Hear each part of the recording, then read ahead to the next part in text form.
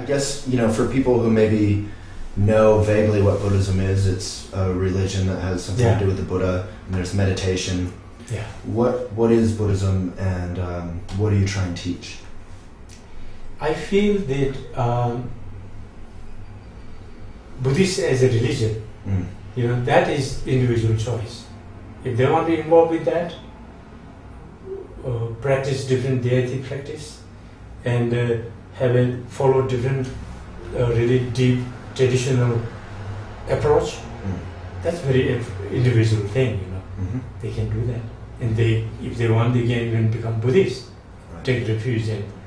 But I feel what I like to contribute to the world is the essence of Buddha Dharma, essence of Buddha's, I call it wisdom tradition. Wisdom tradition. Wisdom tradition. That is. You like that term? I like that term. It's a wisdom, actually, wisdom tradition. That what Buddha really shared to the humanity is, in heart, in essence, I think, how to transform human neurosis, human kaleshas, human different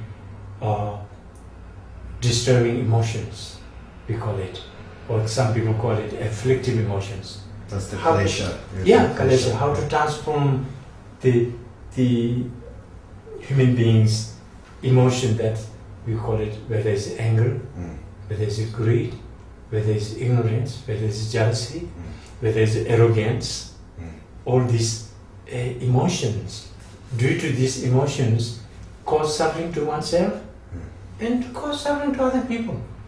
So how to transform them? How to minimize them? How to face with this?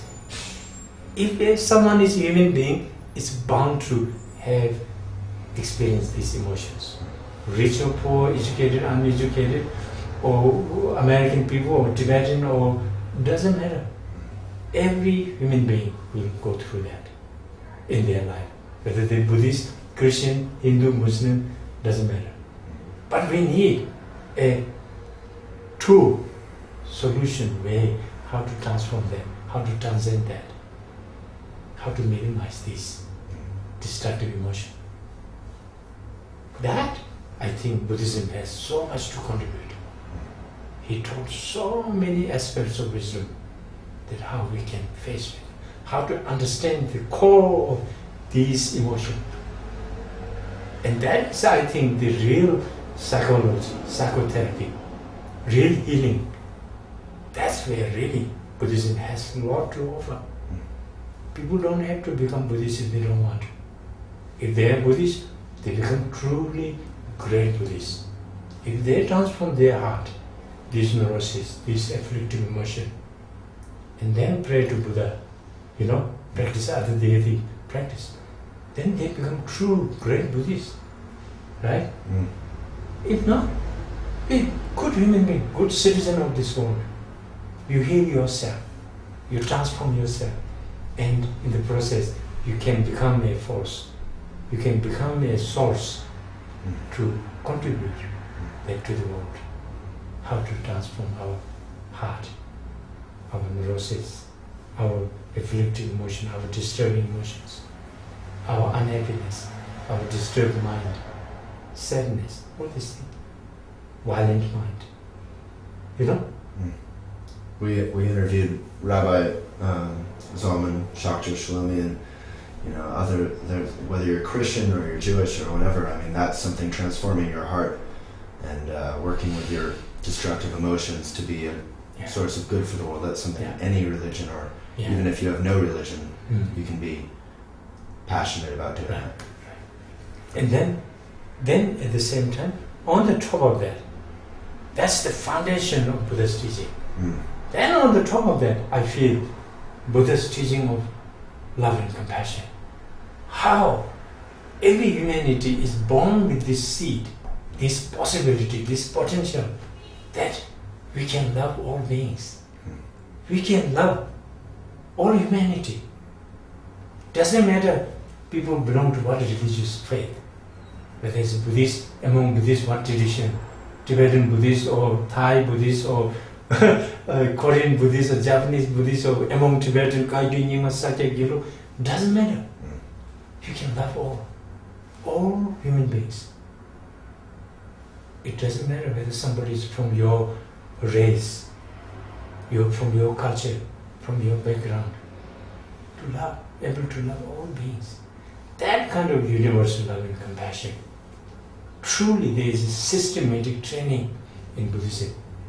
Like, as you know, mind training, lojong, or the equanimity and exchanging self to another by Shantideva. The great tradition.